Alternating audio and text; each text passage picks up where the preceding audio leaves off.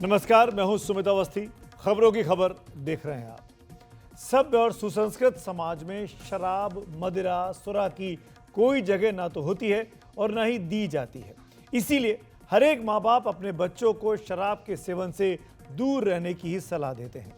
आपने कभी भी किसी माँ बाप से ये नहीं सुना होगा कि वो अपने जिगर के टुकड़ों को शराब पीने के लिए प्रोत्साहित करें। तो जो शराब मानव जाति के लिए इतनी खराब हो, इस पर अगर पाबंदी लगे तो जाहिर तौर पर स्वागत होना चाहिए। लेकिन शराबबंदी कर चुके बिहार में ऐसा लग रहा है कि सब कुछ उल्टा हो गया है।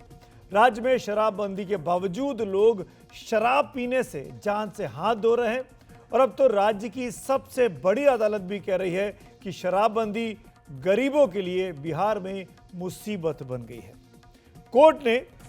पटना हाई कोर्ट ने यह तल्ख टिप्पणी क्यों की, इस पर हम विस्तार से बात करेंगे। कहीं ऐसा तो नहीं कि बिहार में जो शराबबंदी भलाई के लिए लागू की गई थी, वो अब सबसे बड़ी नाकामी साबित हो रही है नीतीश कुमार की सरकार की। क्यों राज्य की सबसे बड़ी अदालत ने यह टिप्पणी की है, आपको याद दिलाएं, ये हमारी आज की लीड स्टोरी है। दरअसल 2016 में नीतीश कुमार ने ही पूर्ण शराबबंदी लागू की थी। राजनीतिक पंडितों ने इसे मुख्यमंत्री नीतीश कुमार का मास्टर स्ट्रोक बताया था। बहुत बड़ी संख्या में नीतीश कुमार और उनकी पार्टी को इस शराबबंदी का चुनावी फायदा हुआ। महिला वोटर उनके पास खास तौर पर आ गए। लेकिन अब 8-9 साल के बाद क्या शराबबंदी का ये कदम बिहार के लिए उल्टा साबित हो रहा है? क्यों कोर्ट ने इतनी सख्त टिप्पणी की है? इस पर पूरी खबर पूरे विश्लेषण के साथ आज की लीड स्टोरी में। दूसरी बड़ी स्टोरी अमेरिका से है। राष्ट्रपति ट्रंप अपनी नई कैबिनेट बना रहे हैं और इस कैबिनेट में जिनके जो कुछ नाम सामने आए हैं, उस पर अब हाहाकार मच गया है। तो ट्रंप के चार यार मचा है हाहाकार। अमेरिकी मीडिया बहुत से सवाल खड़े कर रहा है इस नई कैबिनेट को लेकर। क्या है पूरी खबर, उस पर विस्तार से बात करेंगे। दोनों बड़ी खबरों पर बात करने के लिए हमारे साथ खास मेहमान भी होंगे, उनके पास भी चलेंगे, उनकी टिप्पणियां भी जानेंगे। लेकिन शुरुआत करना चाहेंगे बिहार की आज की खबर से। बिहार में नीतीश सुशासन कुमार के शराबबंदी के फैसले को करीब 8 साल हो रहे हैं और कुछ रिपोर्ट्स के मुताबिक इस फैसले के बाद से घरेलू हिंसा के मामले राज्य में कम हुए और बिहार के लाखों लोग मोटापे और अनचाही बीमारियों से भी बचे हैं। लेकिन बिहार में शराबबंदी का स्याह पहलू भी है। यह है शराबबंदी के चलते धड़ल्ले से नकली और फर्जी शराब बनने और बिकने के मामले में इजाफा हुआ है। जहरीली शराब से लोगों की मौतें हो रही हैं। शराब तस्करी के मामले बढ़े हैं। नीतीश सरकार पर आरोप लगते रहे हैं कि शराबबंदी के बावजूद बिहार के कोने कोने में शराब बिक रही है। इसी मुद्दे पर पटना हाई कोर्ट ने बिहार सरकार और शराबबंदी कानून को आज आड़े हाथों लिया है। हाई कोर्ट की सख्त टिप्पणियों को हम आपको आगे विस्तार से बताएंगे, लेकिन सबसे पहले ये जो तस्वीरें हैं, ये ताज़ा अपडेट जो आज का आया है बिहार से, इसको जान लीजिए। आपके सामने तस्वीरें हैं। जहरीली शराब पीने से आज बिहार में एक और शख्स की मौत हुई। ये घटना सिवान की है। कुछ 4-5 लोग शराब का सेवन कर रहे थे और जिसके बाद एक की शख्स की तबीयत ज़्यादा खराब होती है, उसकी जान चली जाती है। 4 लोगों को अस्पताल में भर्ती हैं। एक की आंख की रोशनी चली गई है। ये सब नकली और जहरीली शराब पीने के कारण हुआ है।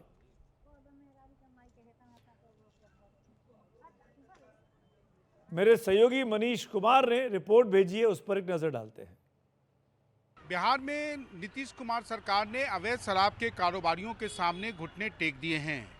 अगर ऐसा नहीं होता तो शायद बिहार के सिवान में आज एक बार फिर जहरीली शराब पीकर एक व्यक्ति की मौत और कई लोगों के बीमार होने की खबर शायद नहीं आती, क्योंकि सिवान वही जिला है जहां पिछले महीने 28 लोगों की जहरीली शराब पीने से मौत हुई थी। उसके बावजूद अवैध कारोबार, जो जहरीली शराब का अवैध कारोबार है, वो इतना फला फूला है, इतना ज़्यादा व्यापक है कि लोग अभी भी ये शराब लोगों को मुहैया किया जा रहा है और प्रशासन हाथ पर हाथ धरे बैठी है। हालांकि हर घटना के बाद आज भी पुलिस महकमे के आला अधिकारियों ने ये सफाई दी कि इस संबंध में कार्रवाई की जा रही है, छापेमारी की जा रही है, लेकिन किसी के पास इस सवाल का जवाब नहीं है कि आखिर बिहार में शराब पर प्रतिबंध लगने के बाद जहरीली शराब पीने से लोगों की मौत कब थमेगी, कब रुकेगी। यानी रिकॉर्ड्स में शराबबंदी है, शराब बिक नहीं सकती है, शराब खरीद नहीं सकते, शराब बेची नहीं जा सकती है, शराब पीते हुए पकड़े नहीं जा सकते हैं। इसके बावजूद भी शराब मिल रही है, बिक रही है, यानी नकली है, फर्जी है, जहरीली है। इसीलिए ऐसी घटनाएं जो सिवान में हुई वो हमारे सामने आई है। आइए अब बात करते हैं शराबबंदी पर हाईकोर्ट की जो सख्त टिप्पणी हुई है उस बारे में। नीतीश कुमार सरकार के शराबबंदी कानून को पटना हाईकोर्ट ने ही कटघरे में खड़ा किया है। हाईकोर्ट ने कहा कि यह कानून शराब और दूसरी गैर कानूनी चीजों की तस्करी को बढ़ावा दे रहा है और गरीबों के लिए परेशानी का सबब बन गया है। ध्यान रखिएगा, गरीबों के लिए कोर्ट ने अपनी टिप्पणी में कहा है परेशानी का यह सबब बन गया है। ये टिप्पणी करते हुए हाईकोर्ट ने एक पुलिस इंस्पेक्टर को दी गई सजा भी माफ कर दी, रद्द कर दी। ये सजा शराबबंदी कानून के तहत उसके इलाके में शराब पकड़े जाने पर दी गई थी। हाईकोर्ट ने कहा कि बिहार सरकार ने 2016 में शराबबंदी कानून लोगों के जीवन और स्वास्थ्य को बेहतर बनाने के लिए लागू किया था, लेकिन यह कानून अपने मकसद में कामयाब नहीं हो पाया। आगे सुनिए कोर्ट क्या कहता है। पुलिस, एक्साइज, वाणिज्य कर और परिवहन विभाग के अधिकारी इस कानून का फायदा उठा रहे हैं। शराब तस्करी में शामिल बड़े लोगों पर कम मामले दर्ज होते हैं, बड़े लोग पर मामले कम दर्ज होते हैं, जबकि गरीब लोग जो शराब पीते हैं या नकली शराब पीने से बीमार पड़ते हैं उनके खिलाफ ज्यादा मामले दर्ज हो रहे हैं और उन्हीं को अपनी जान से हाथ भी धोना पड़ रहा है। साथ ही हाईकोर्ट ने कहा कि यह कानून पुलिस के लिए एक हथियार बन गया है। पुलिस अक्सर तस्करों के साथ मिलीभगत करती है। कानून से बचने के नए नए तरीके इजाद किए जा रहे हैं। यह कानून मुख्य रूप से राज्य के गरीब लोगों के लिए मुसीबत का कारण बन गया है। कोर्ट की ये तीखी टिप्पणी रही और जिससे साबित होता है कि कोर्ट कहीं ना कहीं इस बात की ओर इशारा कर रहा है कि शराबबंदी राज्य में नाकाम हो गई है। मामला क्या था, क्यों ये मामला हाईकोर्ट में आया, उस बारे में जरा आपको बता देता हूं। बिहार पुलिस के इंस्पेक्टर थे, उनका डिमोशन का मामला था, उनका डिमोशन कर दिया गया था। याचिकाकर्ता Mukesh Kumar Paswan Patna bypass police station में स्टेशन हाउस ऑफिसर के रूप में कार्यरत थे।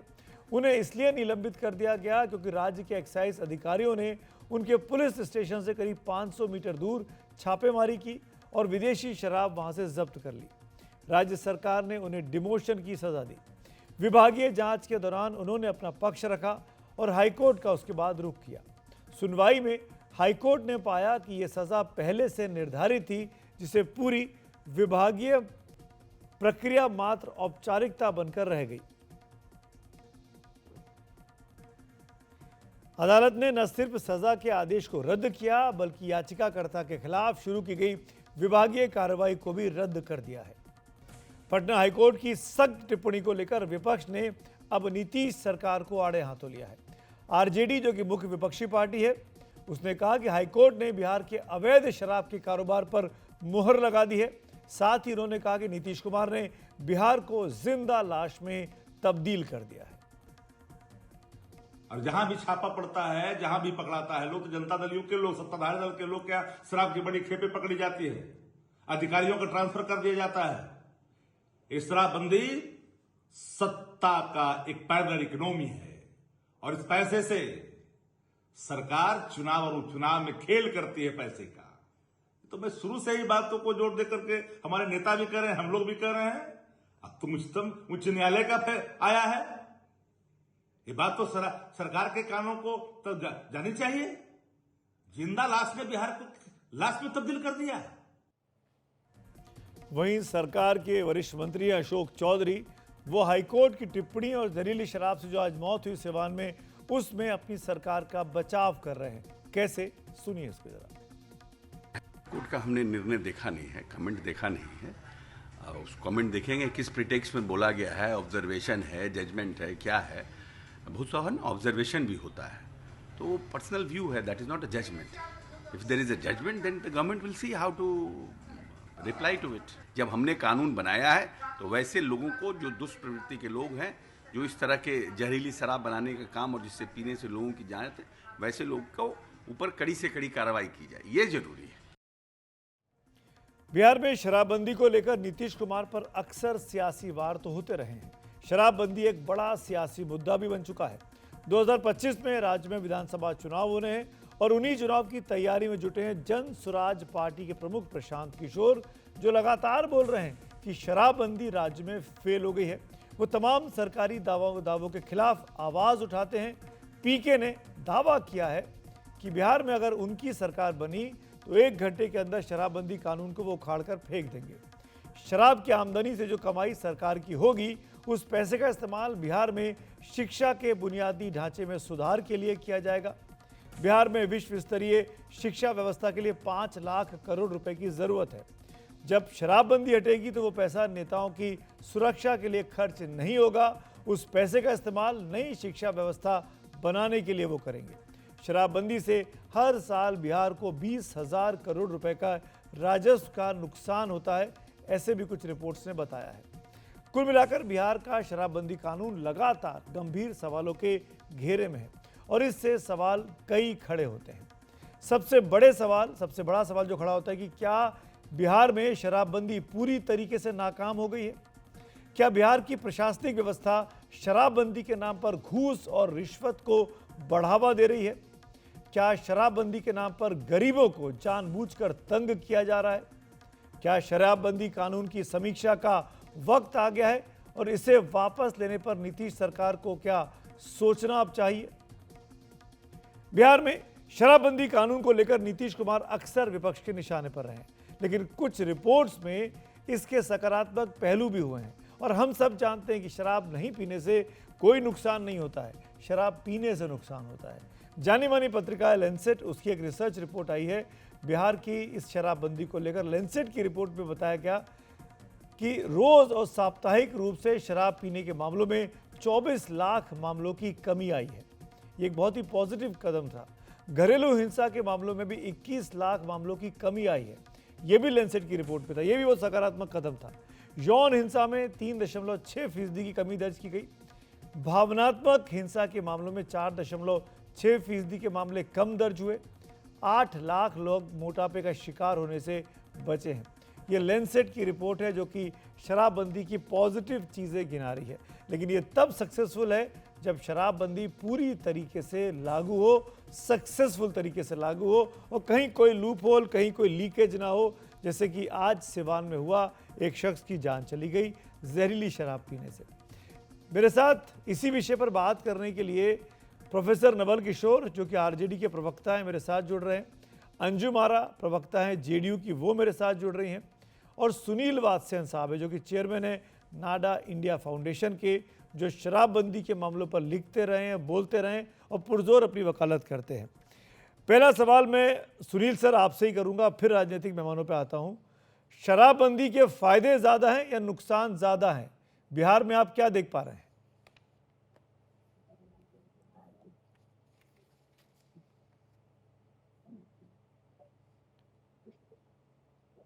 सुनील जी, मेरा सवाल आपसे है। नमस्कार। एक तो धन्यवाद, आपने इस चर्चा में मुझे सम्मिलित किया। जहाँ तक फायदे और नुकसान की बात आती है, जब हम ह्यूमन कैपिटल की बात करते हैं तो शराब समस्याओं का हल नहीं है, मगर समस्या के लिए इस्तेमाल किया जाता है। जो भी आपने अभी आंकड़े बताए हैं, चाहे घरेलू हिंसा की बात हो और चाहे शराब का इस्तेमाल हो, उसमें जो कमी आई है ये एक बहुत बड़ा इंडिकेटर है कि इसके अपने फायदे हैं और ये एक पब्लिक डिमांड पर काम हुआ था। भाई का एक जो पब्लिक डिमांड थी उसके ऊपर ही इसकी एक शुरुआत हुई थी।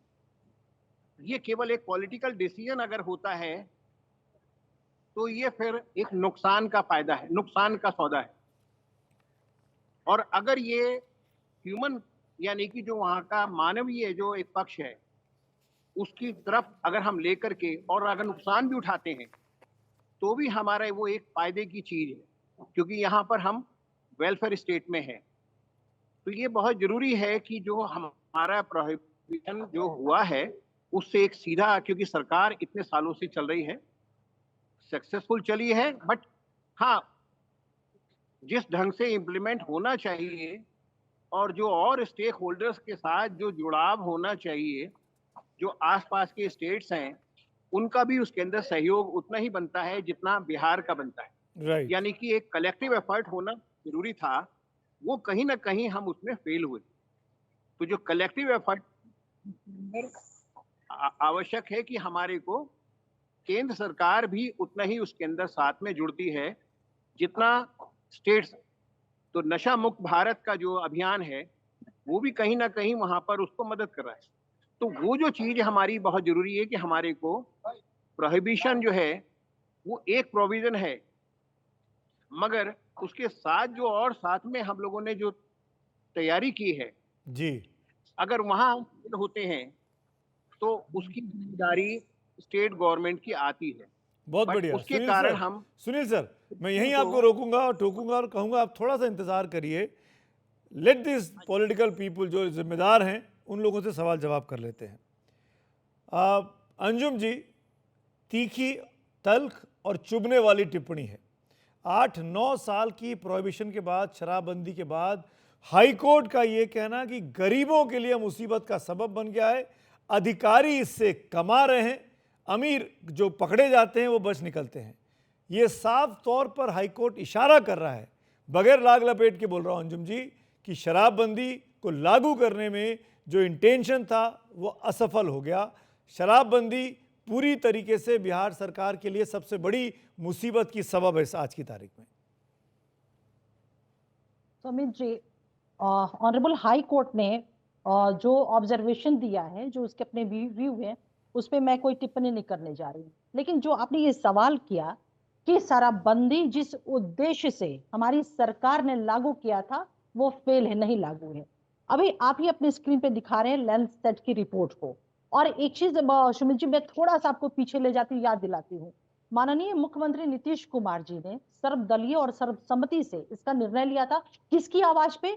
जीविका दीदियों की एक बैठक थी बिहार में, पटना के में, और वहां से कोने से ऑलमोस्ट कार्यक्रम खत्म हो गया था। जीविका दीदी ने उठ करके कहा कि क्या शराब नहीं बंद करिएगा, हमारी जिंदगी ऐसे ही नरक होगी। और वहीं पे हमारे माननीय मुख्यमंत्री नीतीश कुमार जी ने कहा था अगली बार सरकार बनेगी तो सबसे पहला काम करूंगा शराबबंदी लागू मैं करूंगा। आपकी बात से 100% सहमत हूं अंजुम जी, और मैंने ये तमाम तथ्य बताए हैं अपनी इनिशियल कमेंट्स में।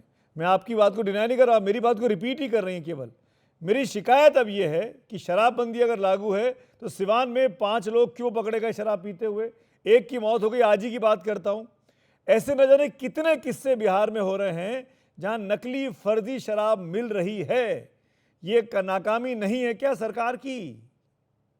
नहीं सुमित जी, देखिए, आपको याद होगा कि देश के यशस्वी प्रधानमंत्री श्री नरेंद्र मोदी जी जब पटना आए थे तो उन्होंने इस शराबबंदी की बहुत मजबूत तारीफ की थी, और साथ में उन्होंने बिहार के लोगों से और आसपास के तमाम प्रदेश के लोगों से ये आह्वान किया था कि ये बहुत साहसिक और ऐतिहासिक कदम है, लेकिन ये सफल तब हो पाएगा जब तमाम लोग मिल करके इसके लिए एक कलेक्टिव मुहिम चलाएंगे। देखिए सुमित जी, हम फंडामेंटल राइट को क्लेम करते हैं, बिल्कुल करना चाहिए, लेकिन उसी संविधान में being a citizen of India हमारे फंडामेंटल ड्यूटीज भी है। इस शराबबंदी को लेकर के और शराब के खिलाफ आप देखेंगे कि जितने भी बिहार में हर घर में बिजली पहुंची है, तमाम जगहों पर पोल और खंभे और इलेक्ट्रिसिटी घुमाइए मत मुद्दे पे रहिए, फ्री नंबर, मुद्दे पे रहिए अंजुम जी, माफी के साथ शराबबंदी पर बात कर रहा हूं। प्राइम मिनिस्टर ने आपके मुख्यमंत्री की तारीफ की, मैं खुद तारीफ कर रहा हूं। मैंने शुरुआत में कहा कि शराबबंदी जरूरी है, हर सभ्य समाज में शराबबंदी होनी चाहिए। शराबबंदी लागू क्यों नहीं हो रही है, सवाल इस बात का है, क्यों मासूम लोग मारे जा रहे हैं? और अगर आप नई व्यवस्था दे पाते हैं, आपका गृह मंत्रालय, आपकी पुलिस अगर नाकाम हो रही है, तो क्या मुख्यमंत्री की शराबबंदी की जो इंटेंशन थी उस पर सवाल नहीं पूछे मीडिया? सुमित जी, अगर शराबबंदी कामयाब नहीं होती, शराबबंदी सफल नहीं होती, तो आज जो जितने डोमेस्टिक वायलेंस के मामले में कमी आई है, रोड एक्सीडेंट के मामले में कमी आई है, लोगों के हेल्थ जो है पहले से बेहतर हुए हैं। मैं आपको मौका देता हूं, आंकड़े बता दीजिए पिछले 5 सालों के, बता दीजिए कितने डोमेस्टिक हिंसा के मामले कम हो गए, कितने एक्सीडेंट कम हो गए। आपके पास मौका है, आपकी सरकार है, आपके पास आंकड़े होंगे, खुला मंच में आपको दे रहा हूं, साल दर साल बता दीजिए, 20, 21, 22, 23, 24। आप ही की स्क्रीन पे, मैंने लैंसेट की रिपोर्ट दिखाई थी, बिल्कुल मैंने लैंसेट की रिपोर्ट दिखाई है, मैं सरकार के आंकड़े की बात कर रहा हूं। एक चीज और, सरकार के आंकड़े उपलब्ध नहीं है। अगर मौतों की बात करते हैं ना सुमित जी, तो मैं बताती कि झारखंड में उन्हें 2016 से लेकर के 2022 में 542 मौतें हुई हैं, जबकि बिहार में 107 मौतें। देखिए वो दुखद है, हमारी संवेदना है, और उसके लिए हमारी नवल सरकार किशोर जी कुछ बोलना चाह रहे हैं। कटिबद्ध है उसको नियंत्रित करने के लिए। और हमारी जो भी 107 बिचौलिए, मौत के जो एक भी मौत कानून भी को उल्लंघन लापरवाही से करने के होती खिलाफ है, कार्रवाई नाकामी की से जा होती रही है, तो जवाबदेही तय होनी चाहिए। झारखंड से जब बात करूंगा उनके मंत्री को बुलाऊंगा, तब मैं उस टॉपिक पे बात करूंगा। आज बात बिहार की हो रही। नवल किशोर जी कुछ बोलना चाह रहे थे, हाथ उठाया देखिए आपने। सुमित जी, शराबबंदी हो इस पे तो कोई कोई दो राय नहीं है कि वो पहल है, लेकिन सरकार बंद करे तब तो। ये अभी अंजू महाराज जी कह रही हैं कि कैसा बहुत मजबूत कदम है, ये कैसा कदम है जिसमें दम ही नहीं है। सरकार के अधिकारी और सत्ता के शीर्ष मंत्रियों के भाइयों के स्कूल में ट्रक पकड़े गए हैं जिसमें शराब है। जब सरकार ही इसमें लिप्त है और पूरा पूरा का पूरा सरकार का जो जो जो उद्देश्य है वो इसको रोकने में कहीं नहीं दिखता है। शराबबंदी से फायदे हो सकते हैं लेकिन सरकार रोके तो। ये कैसा सुशासन है जो कि एक बार जहरीली सरकार से मत हो तब तो। आप तो सुमित जी इससे और भी चीजों देखना चाहिए जो कि दिख रहा है पटना में और उसके आसपास शहर में।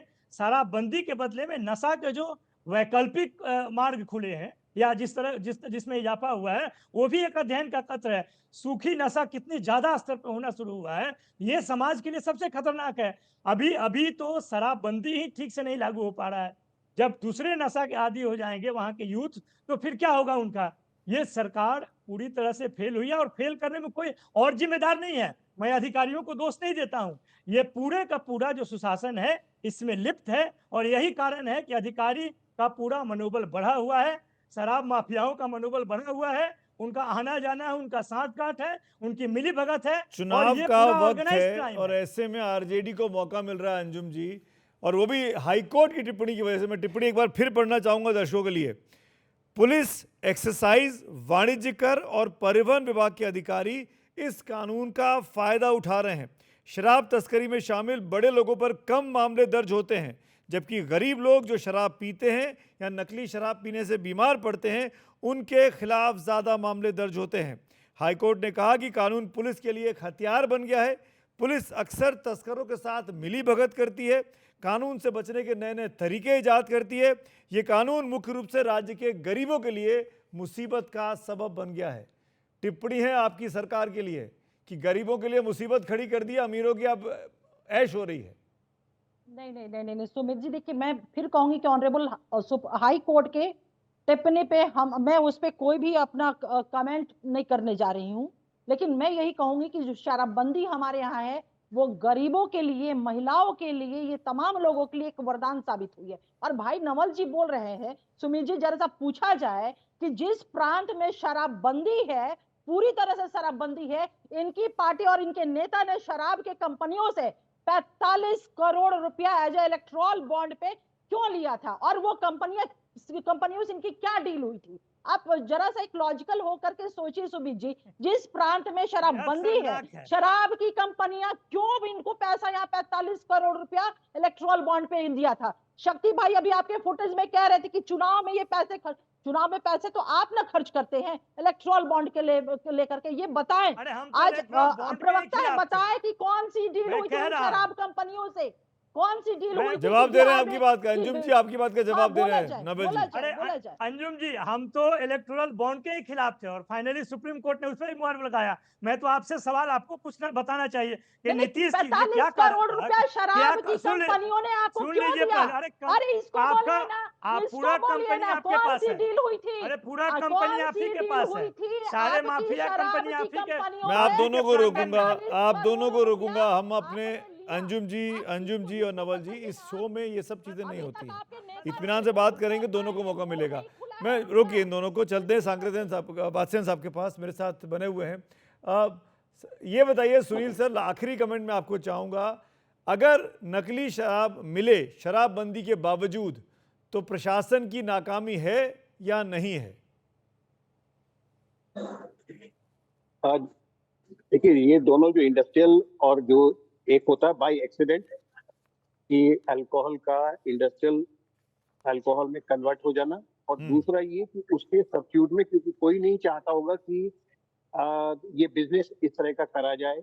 हाँ, जब आप लंबे समय तक इस तरह का काम कर रहे होते हैं और इलीगल जिसको हम इलिसिट जी अल्कोहल कहते हैं, तो उसके अंदर वहां पर इस तरह की गलतियों का होना, कभी ये रोजाना नहीं हो रहे, ये बार बार नहीं हो रहे, ये कुछ समय बाद होती है। तो इनको हमें एक इस पे और ज्यादा कार्रवाई होनी बहुत जरूरी है, उस पे ट्रैकिंग बहुत जरूरी है, मॉनिटरिंग बहुत जरूरी है कि इस तरह का जो ये यहाँ पर इलिसिट जो मिल जाता है वो भी ना मिले और इलिसिट भी ना मिले, मतलब दोनों ही तरह का ना मिले, जी क्योंकि दोनों तरह के ही हमारे लिए इस समय नुकसानदायक है और इसी के कारण ही ये समस्या वहां पर हो रही है। अब ओवरऑल अगर हम देखेंगे तो हमारा जो प्रोहिबिशन का जो इफेक्ट है, जो एक मैसेज गया है नेशन को, वो बड़ा पॉजिटिव गया है। मगर जो इस तरह के जो गैप्स आ रहे हैं और जो ऑब्जर्वेशन जो उन्होंने एक खास अपने अनुभव के साथ हाई कोर्ट ने जो दिए हैं, ऑनरेबल कोर्ट ने, वो अपनी जगह उससे हमें सीख लेनी चाहिए और उसके लिए हमारे को अपने प्रशासनिक और ज्यादा हमारे को जिसको कहेंगे, कितनी बट कितनी हमें मौका नहीं साफ देना और चाहिए। आसान शब्दों में आपने बात कही सुनील जी। जो ऑब्जर्वेशंस आए हैं, जो हमारी कमियों की ओर इंगित किया है हाई कोर्ट ने, उससे हमको सीख लेने की ज़रूरत बिल्कुल। है। बहुत अच्छा लगता है अगर सरकार इस मगर पर हमें टिप्पणी करती और सीखती। मैं लौटता हूँ सर आपके पास, लेकिन मैं लौटता हूँ आपके पास, एक तस्वीर दिखाना चाहता हूँ दर्शकों को मैं। ये हमारे देश की तस्वीर है और कितनी चिंताजनक तस्वीर है। बिहार में शराबबंदी है, एक और राज्य है अपने ही देश का, छत्तीसगढ़। वहाँ पे आप एक ऐप को डाउनलोड करिए और ऐप के ज़रिए घर बैठे बड़े आसानी से शराब अपने घर में मंगा लीजिए। यानी एक सरकार तो शराबबंदी के लिए सख्त कानून की बात कर रही है, दूसरी सरकार जिसने ये कहा, जिसका वो जो ऐप है उसका नाम रखा है मनपसंद। मनपसंद ऐप अपने मोबाइल में लॉन्च करिए और आप शराब को ऑर्डर कर आराम से अपने घर बुला के पी सकते हैं। तो एक जगह शराब पीने से नुकसान हो रहा है और एक जगह शराब पीने को इनकरेज किया जा रहा है। एक देश, दो अलग अलग तस्वीरें। देखिए रिपोर्ट।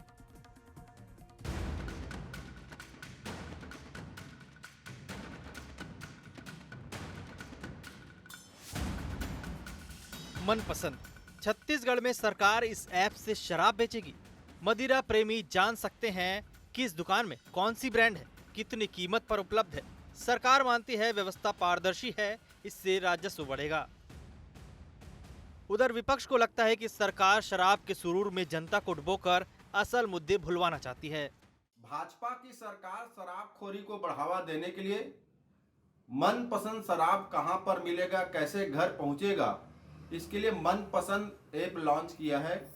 इससे स्पष्ट हो गया कि भारतीय जनता पार्टी नहीं चाहती कि प्रदेश में नशा मुक्ति हो, शराब से लोग दूर हो, और जो भाजपा विपक्ष में रहते शराबबंदी के लिए आंदोलन करती थी, शराब बंद करने की मांग करती थी, उसका रवैया और चरित्र महिलाओं के सामने उजागर हो गए हैं। मुख्यमंत्री भूपेश बघेल जी, जब आप कांग्रेस के मुख्यमंत्री थे तो आपके कार्यकाल में छत्तीसगढ़ में हजारों करोड़ के शराब घोटाले हुए और उस समय के शराब घोटाले के आरोपी आज जेल में हैं और उनकी आज विशुद्ध रूप से आप तक पहुंची थी।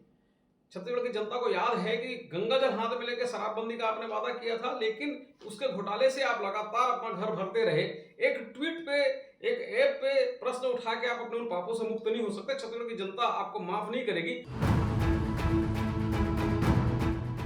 छत्तीसगढ़ में शराब शुरू से ही सियासत का केंद्र रही है। 2018 के विधानसभा चुनाव में शराबबंदी करने वाले कांग्रेसी सत्ता में आई तो अधिकारी से लेकर नेता तक 2000 करोड़ रुपए के शराब घोटाले में फंस गए। ईडी और ईओडब्ल्यू की जांच जारी है। अब एक नजर छत्तीसगढ़ में शराब की खपत के आंकड़ों पर डालते हैं। इकोनॉमिक रिसर्च एजेंसी ICRIER और law consulting firm PLR chambers की एक रिपोर्ट के मुताबिक छत्तीसगढ़ में कुल आबादी के लगभग 35.6% लोग शराब पीते हैं। रिपोर्ट के मुताबिक भारत में आबादी के आधार पर औसतन सबसे ज्यादा शराब छत्तीसगढ़ में खपत होती है। विधानसभा में पेश आंकड़ों के मुताबिक साल 2019-20 में 4,952 करोड़ रुपए का राजस्व सरकार को शराब से मिला। 2020-21 में 4,636 करोड़ रुपए सरकार ने शराब से कमाए। 2021-22 में 5,110 करोड़ रुपए की आय शराब से हुई। 1 अप्रैल 2022 से 6 फरवरी 2023 तक 5,525 करोड़ रुपए की कमाई राज्य सरकार ने शराब से की थी। छत्तीसगढ़ में शराब और सियासत का नाता पुराना है। शराब को लेकर किए गए वादों पर सरकार बनती और वादा खिलाफी पर सत्ता की कुर्सी जाती रही है। इस बीच मनपसंद ऐप का जनता को कितना लाभ मिलता है, ये भविष्य में ही देखने को मिलेगा। रायपुर से कैमरा साथी प्रवीण साहू के साथ नीलेश त्रिपाठी, एनडीटीवी। और आइए बढ़ते हैं आज के दूसरे मुद्दे पर। क्या नवनिर्वाचित राष्ट्रपति डोनाल्ड ट्रंप अपनी एक अतरंगी कैबिनेट बना रहे हैं? क्या उनके चुने हुए जितने लोग मंत्री बनने जा रहे हैं वो आगे चलकर गले की हड्डी बन सकते हैं? ट्रंप के फैसले पर ये सब सवाल अमेरिकी न्यूज एजेंसीज, वहां के न्यूज़पेपर्स और सोशल मीडिया पर उठ रहे हैं। आइए आपको विस्तृत तरीके से बताते हैं कि क्या माजरा है पूरा ये। सबसे पहले तो जान लीजिए कि किन किन लोगों के नए मंत्री बनने पर अब अमेरिका में सवाल उठ रहे हैं। 4 नाम ज्यादा चर्चित हैं, जो मेरे पीछे आप तस्वीर देख रहे हैं। ये 4 लोग जो हैं ट्रंप के, इनके मंत्री बनाए जाने को लेकर सोशल मीडिया पर ज्यादा इस वक्त हंगामा मचा हुआ है। ये 4 नाम हैं। मैट गेट्स, जो कि अटॉर्नी जनरल नामित किए गए हैं। दूसरा नाम है तुलसी गबार्ड, जिनको अमेरिका की खुफिया विभाग की जिम्मेदारी दी गई है। तीसरा नाम है पीट हेग्सेथ का, जो कि फॉक्स न्यूज के एंकर रहे। इनको रक्षा मंत्री बनाया जा रहा है नई सरकार में। और चौथा नाम है रॉबर्ट केनेडी जूनियर, जो कि स्वास्थ्य मंत्रालय का जिम्मा संभालेंगे और इनके स्वास्थ्य मंत्रालय को लेकर, इनकी स्वास्थ्य टिप्पणियों को लेकर इनको घेरा जा रहा है। अमेरिकी अखबारों के संपादकीय में ट्रंप पर योग्यता को परे रख अपने वफादारों को देश की बेहद संवेदनशील कुर्सियों पर बैठाने का आरोप लगा है। हालांकि ट्रंप इससे बेपरवाह अपनी टीम को सजाने में लगे हुए हैं। अब डोनाल्ड ट्रंप कैबिनेट के विवादित चेहरों के बारे में आपको बारी बारी से बताता हूं। तुलसी गबार्ड सबसे पहला नाम। क्या विवाद है ये भी सुन लीजिए। अमेरिका के खुफिया विभाग की जिम्मेदारी इनको मिली है। इंटेलिजेंस चीफ होंगी नई सरकार में। टेररिस्ट वॉच लिस्ट में इनका नाम आ चुका है। अब अहम पद दिए जाने से सवाल उठ रहे हैं। खुफिया विभाग में काम करने का अनुभव ना के बराबर है, यह भी इनकी नाकामी के तौर पर देखा जा रहा है। दूसरा नाम है पीट हेग्सेथ का। ये टीवी के न्यूज एंकर हैं। फॉक्स न्यूज एक चैनल है, उसके एंकर रहे। रक्षा मंत्रालय की जिम्मेदारी इनको दी गई है। पेंटागन का नेतृत्व करने वाले हैं। बहुत ही अहम और बहुत ही बड़ा ओहदा है। हमेशा से महिलाओं के कॉम्बैट रोल के विरोध में रहे हैं, नहीं चाहते हैं कि महिला युद्ध में हिस्सा लें, सैनिक बने। ट्रंप की अमेरिका फर्स्ट की नीति के घोर समर्थक रहे हैं और इसीलिए उनको ये इनाम के तौर पर इसको मीडिया वहां कर देख रहा है कि रक्षा मंत्री बना दिया गया। तीसरा नाम है मैट गेट्स का। अटॉर्नी जनरल नामित किए गए, यानी सबसे बड़े सरकारी वकील होंगे सरकार का पक्ष रखने के लिए अमेरिका में। ट्रंप के प्रति वफादारी और घोटालों के लिए सुर्खियों में इनका नाम रहा है। यौन तस्करी को लेकर जांच के घेरे में थे और अब खुद कानून के रखवाले के तौर पर सरकार का बचाव करेंगे, जिन पर खुद यौन तस्करी का मामला चल रहा है। अब उसी जस्टिस विभाग के ये प्रमुख बन गए हैं। चौथा नाम है रॉबर्ट केनेडी जूनियर का। स्वास्थ्य मंत्रालय का जिम्मा है। वैक्सीन के कट्टर विरोधी इनको कहा जाता है। इनकी नियुक्ति पर बहुत जमकर हंगामा हुआ है। सबसे लेटेस्ट नियुक्ति केनेडी जूनियर की हुई है, लेकिन इस पर सबसे ज्यादा हंगामा अमेरिका में मचा हुआ है। इनके विचारों को पब्लिक हेल्थ के लिए खतरनाक माना जाता है। अमेरिका के मशहूर अखबार न्यूयॉर्क टाइम्स ने भी अपने संपादकीय में ट्रंप कैबिनेट को आड़े हाथों लिया है। डोनाल्ड ट्रंप ने कैबिनेट में अपने चमचों को भरा। 3 सबसे अहम पदों पर अनुभवहीन लोग नियुक्त किए गए। अटॉर्नी जनरल के पद पर सबसे गैर जिम्मेदाराना नियुक्ति हुई है। FBI जस्टिस विभाग को खत्म करने की मांग कर चुके हैं मैट गेट्स, उनको बना दिया गया है। तुलसी गबार्ड का विदेश मामलों में रुख अमेरिकी नीति के खिलाफ रहा है। तुलसी गबार्ड पुतिन और बशर अल असद की हिमायती रही हैं। ये तमाम सवाल खड़े किए हैं वहां की मीडिया ने, जो ट्रंप अपनी नई टीम बना रहे हैं। और ट्रंप वही कर रहे हैं जो ट्रंप चाहते हैं। और अब तो उनके पास नंबर भी है, बहुमत भी है, सब जगह पर पॉपुलर वोट भी हैं, सीनेट में भी है, हाउस ऑफ रिप्रेजेंटेटिव में भी रिपब्लिकन्स की मेजॉरिटी है। मेरे साथ इस वक्त अटॉर्नी आनंद आहूजा हमारे साथ एक बार फिर इस शो में जुड़ रहे हैं। शुक्रिया आहूजा साहब वक्त निकालने के लिए। आप ट्रंप साहब के समर्थक हैं और ये जो मीडिया में छप रहा है नई टीम को लेकर, और ये सब American media, American social media handles को चर्न आउट करने के बाद मैं बता रहा हूँ, जो हम लोग हमारी टीम ने निकाला। आपको लगता नहीं है कि कुछ ऐसे नाम आ गए हैं जो कंट्रोवर्सी ज़्यादा बना रहे हैं? आपकी क्या राय है? सुनीति, जैसे आपने शुरू में ही कहा कि डोनाल्ड ट्रंप की जो टीम है, आपने एक लफ्ज़ से इस्तेमाल किया, अतरंगी। जी। मैं अतरंगी, आपने बिल्कुल सही कहा। अगर आप अतरंगी देखें तो इस वक़्त डोनाल्ड ट्रंप की जो कैबिनेट मेंबर्स अनाउंस हुए हैं, सूज़ी जो हैं वो first woman chief of staff हैं।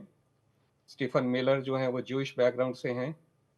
विवेक रामास्वामी हिंदू बैकग्राउंड से हैं। तुलसी गबार्ड हिंदू बैकग्राउंड से हैं। मिस्टर जो हैं, क्या नाम आपके, सॉरी, जो कैनेडी हैं, कैनेडी वो जूनियर। कैनेडी, वो क्रिश्चियन बैकग्राउंड से हैं। और इस हिसाब से अगर आप देखें तो ज्यूइश बैकग्राउंड से हैं। जी जेल्डन जो है वो ज्यूइश बैकग्राउंड से हैं। स्टीवन मिलर भी ज्यूइश बैकग्राउंड से हैं। सो डोनाल्ड ट्रंप ने डिफरेंट रिलीजन्स की, अगर आप देखें, नुमाइंदों को इस वक्त कैबिनेट में लिया है। और ये एक बहुत ही खूबसूरत बात है कि ये वाकई ही एक अतरंगी कैबिनेट बनाई है। जहाँ तक बात रही कंट्रोवर्सीज की, तो एक मुझे पुराना बॉलीवुड का गाना याद आ गया कि कुछ तो लोग कहेंगे, लोगों का काम है कहना।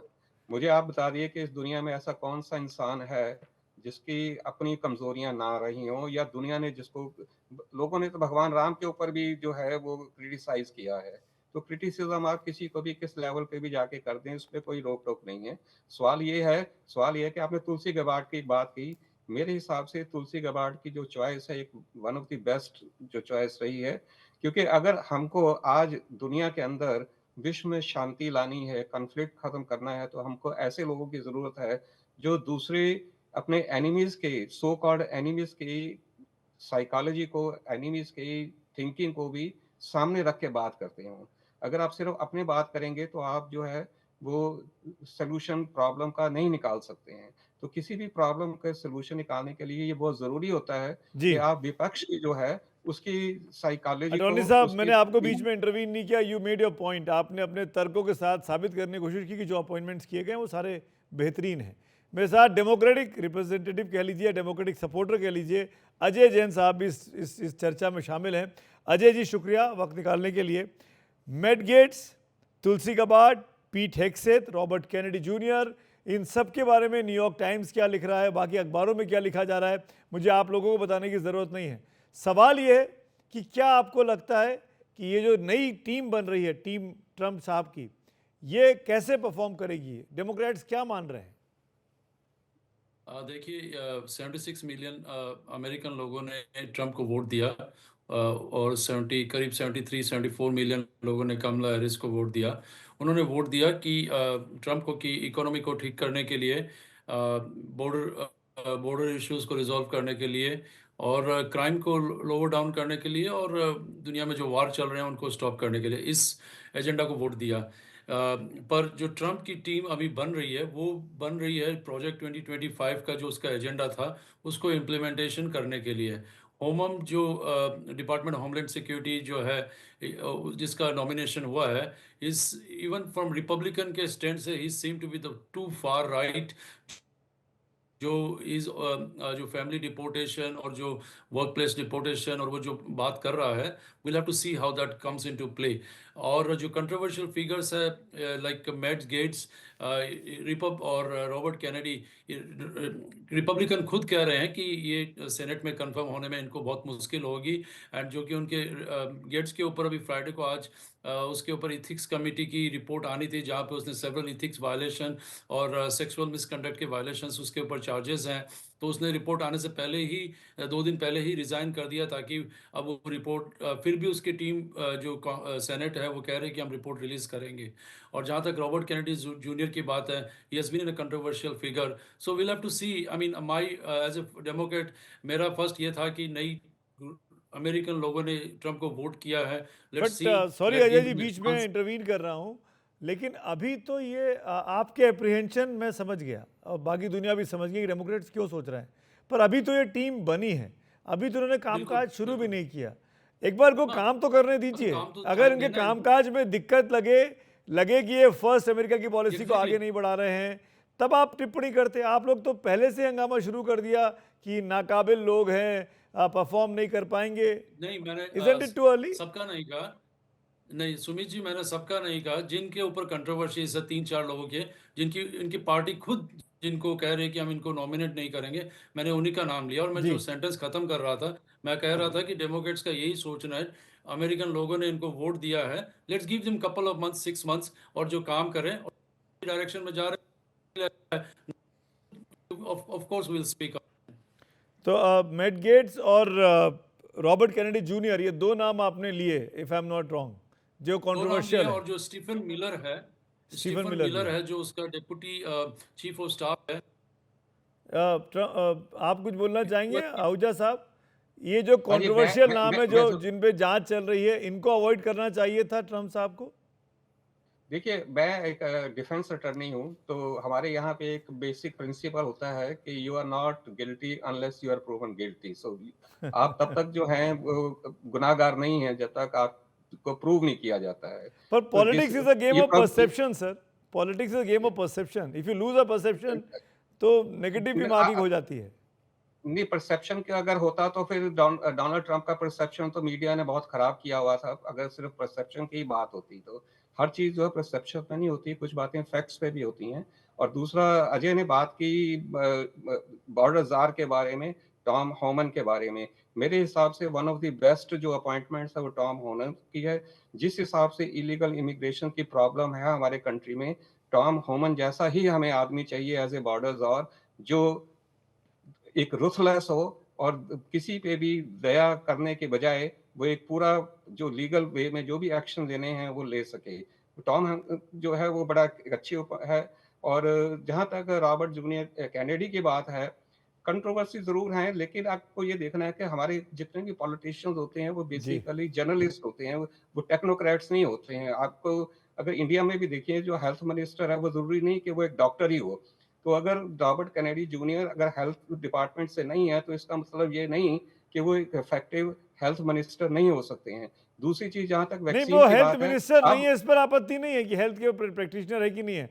आपत्ति इस बात पे उन्होंने जो कंट्रोवर्शियल स्टेटमेंट दिए पास्ट में, उनकी जो लाइन नहीं, और कंट्रोवर्शियल वो आपके लिए हैं, लेकिन जो वैक्सीन के अगेंस्ट हैं, अभी आज की तारीख में देखिए कि अब जो डेटा सामने आ रहा है, इवन जो अमेरिका में या इंडिया में दूसरे कंट्री में, तो उसका इफेक्टिवनेस और वैक्सीन के ऊपर काफी रिसर्च हो रही है कि उसके फायदे कितने में, नुकसान कितने में। आपने देखा होगा कि यंग जो लोग हैं, यंग लोगों को हार्ट अटैक्स भी हुए हैं, काफी लोग मरे भी हैं वैक्सीन लेने के बाद।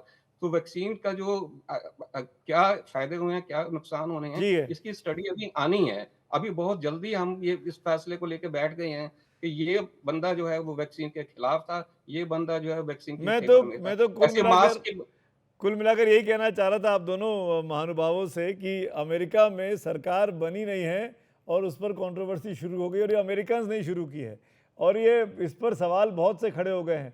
इतने आर्टिकल्स, इतने लेख पढ़ रहा हूँ मैं अखबार में, जो जैसे कि मैंने कहा शुरू में, अतरंगी कैबिनेट है, क्योंकि किसी के पास एक्सपीरियंस नहीं है। यहाँ से लेकर आया उसको मंत्री बना दिया, वहां से लेकर आया उसको मंत्री बना दिया। तो लेट्स सी कि क्या होता है। मैं कहता हूँ बैकग्राउंड भी देखिए ना, मार्को रूबियो जो है वो लैटिनो हैं, विवेक रामास्वामी हिंदू हैं, तुलसी गबार्ड हिंदू हैं, कोई क्रिश्चियन है, कोई ज्यूइश है। तो उस हिसाब से अगर आप देखिए जिस इंसान को अच्छाई देखनी होती है, तो सॉरी मैं आपको बीच में इंटरवीन कर रहा हूँ, मुझे अच्छा नहीं लगता है, वक्त की कमी है। मैं देखता हूँ कि ये जो गुलदस्ता बनाने की कोशिश की गई है ये कितना महकता है। शुक्रिया आप दोनों का। Thank you. अमेरिका में ट्रंप की नई कैबिनेट को लेकर सवाल खड़े हो रहे हैं और हमने जानने की कोशिश की आखिरकार क्यों नए मंत्रियों पर इस तरीके से कंट्रोवर्सीज वहां पर शुरू हो गई हैं। वक्त हो गया एक छोटे से ब्रेक का। ब्रेक के बाद जब लौटेंगे तो कुछ और है खबरें, आप देखते रहिए खबरों की खबर।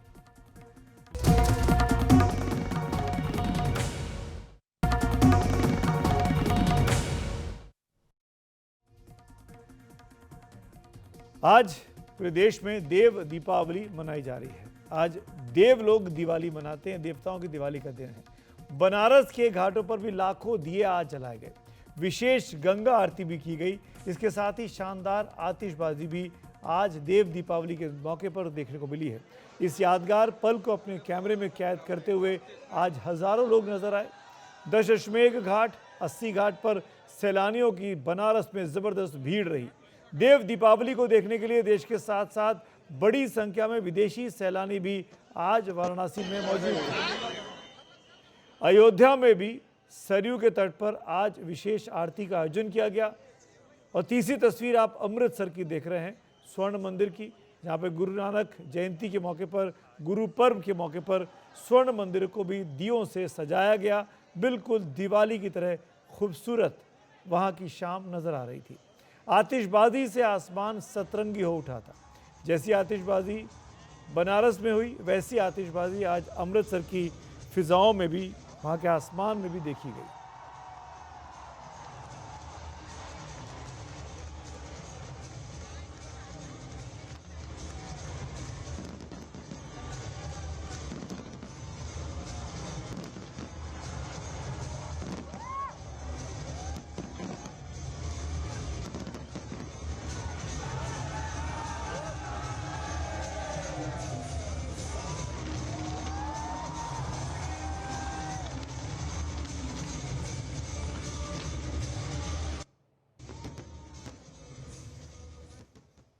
तो ये तो आपने तीनों जगह की तस्वीर देखी। बनारस में क्या रंग रहा आज शाम को वहाँ के घाटों पर, देखिए मेरे सहयोगी रणवीर की ये रिपोर्ट।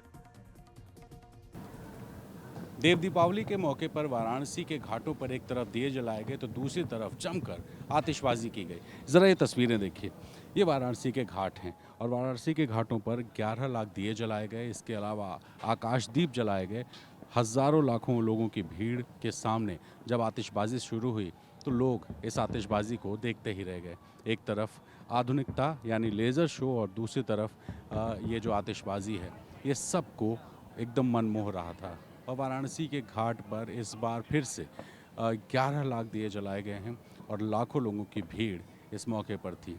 पौराणिक मान्यता है कि भगवान शिव से मिलने के लिए यहाँ पर देवताओं का जमावड़ा देव दीपावली के दिन होता है और ये देव दीपावली का दिन कार्तिक पूर्णिमा के मौके पर आता है। और इस वजह से वाराणसी की पौराणिकता और यहाँ का जो इतिहास है उसको आज के दिन कोई भी यहाँ आकर महसूस कर सकता है। और ये जो काशी का इतिहास है, आज का दिन उसको समेट लेता है।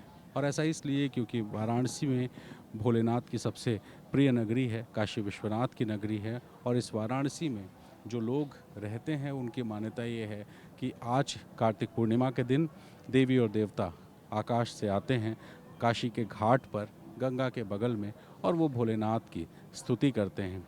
उनको त्रिपुरासुर के वध को लेकर के आज भी धन्यवाद देते हैं। और इसलिए जो वाराणसी के घाट हैं वहाँ लोग दिवाली के बाद एक और दिवाली मनाते हैं। और इसीलिए इन तस्वीरों में आप इस आतिशबाजी को देखकर अंदाज़ा लगा सकते हैं कि कितना भव्य और दिव्य कार्यक्रम था।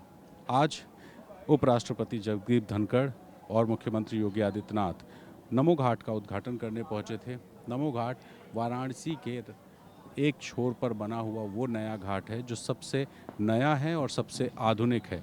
उस घाट पर कई सारी ऐसी सुविधाएं दी गई हैं जो कि लोगों को आकर्षित भी करती हैं और कई सारी सुविधाएं भी वहां मिलती हैं, जैसे सीएनजी वाली जो बोट्स हैं वो वहां से संचालित होती है। इसके अलावा क्रूज़ का संचालन उधर से होता है और कई सारे बच्चों से लेकर के बड़ों के मनोरंजन की व्यवस्था भी नमो घाट पर की गई है। और उस नमो घाट का मुख्यमंत्री योगी आदित्यनाथ और उपराष्ट्रपति जगदीप धनखड़ ने आज उद्घाटन किया। और इस कार्यक्रम के बाद एक तरफ दिए जलाए जा रहे थे और दूसरी तरफ लेज़र शो हो रहा था। और इस लेज़र शो के बाद जब आतिशबाजी शुरू हुई तो कुछ नज़ारा इस तरह का था कि हर कोई बरबस ही देखता रह गया। इससे पहले अयोध्या में भी छोटी दिवाली के दिन जो दीपोत्सव होता है, उस दीपोत्सव के मौके पे भी कुछ इस तरह की तस्वीरें लोगों ने देखी थी। लेकिन वाराणसी में पूरे साल इस दिन का इंतज़ार होता है और आज के दिन इस तरह का जो आतिशबाजी हुआ उसने सबको मन मोह लिया। वाराणसी से अपने सहयोगी पीयूष आचार्य और कैमरा पर्सन वीरेंद्र सैनी के साथ रणवीर, एनडीटीवी इंडिया। आप सभी को भी देव दीपावली की बहुत बहुत शुभकामनाएं। मेरी तरफ से शुभ रात्रि।